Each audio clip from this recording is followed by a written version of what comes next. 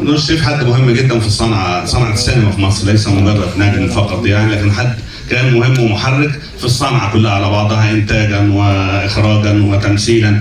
حد مهم أسعدني الحظ إن أنا التقيت بيه سنة 95 وهو النجم الكبير يعني، وأنا داخل من خلال مسابقة صغيرة في الهناجر. كان قرر إنه يخرج مسرح وبيعمل محاكمة الكاهن، نص قصة قصيرة للراحل بهاء طاهر، وكان الدراماتورج اللي بيعمل حول النص لمسرح يعني دكتور محسن مصلحي رحمه الله عليه، اللي توفى في بني سويف. فعمل مسابقه عن اخناتون وكان حوالي 200 واحد متقدمين. كتبت، كان ورق ايامها فلوس، كان ورق دشت، ما فيش بقى اللابتوب والحاجات دي. فقدمت فنجحت انا، وكان الواسطه اللي موصلني ان انا ادخل مسابقه زميل لي في كليتي في تجاره خارجيه قبل معهد السينما، كان بيعمل في الكافيتيريا بتاعت الهناجر، وقال لي انت بتكتب حاجات ما حدش فاهمها، ما تيجي تخش المسابقه. يمكن نفهم. قابلت الاستاذ نور صعيد انا بقى ورايح، فقال لي انت كاتب بحث كويس، قلت له شكرا.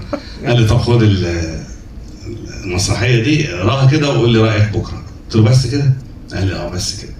من هنا لبكره بقى كنت كاتب انا اكتر من مسرحيه، ملاحظات بقى ونقد داخل بقلبي قوي يعني. فرحت له تاني يوم موعد 9 الصبح، فظيع. رحت 9 الصبح، قال لي ايه ده كله؟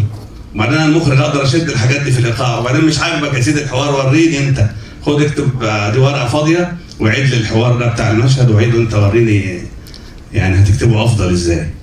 دي طبعا كانت اصعب يعني تلت ساعه في حياتي. وقال لي تشرب ايه؟ قلت له مش عايز اشرب. قال لي لا هتشرب نسكافيه. تقريبا كنت اول مره اشرب نسكافيه. طالع جديد بقى. جاي لسه من سوهاج يعني. كنت لسه بدخن، خدت سيجاره من علبته وشربت نسكافيه وكتبت المشهد، وانا مش عارف بقى هيقول لي ايه بعدها. فقال لي الحوار حلو قوي. قلت له بجد هو ده حوار يعني وحلو؟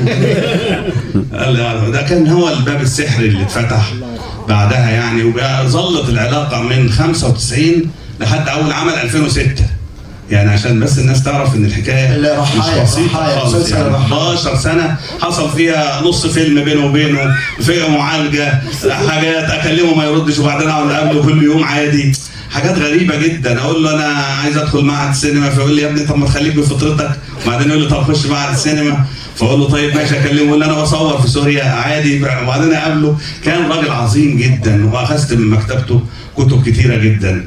واذكر ان قال لي انت قريت نجيب محفوظ؟ قلت له قريت يعني شويه منه. قال لا انت ختمت نجيب محفوظ، استخدم هذا المصطلح يعني. فقلت له يعني لسه فاضل لي حاجات، فاداني يعني بقى حاجات كتيره نجيب محفوظ، وكان مفتون بيه يعني.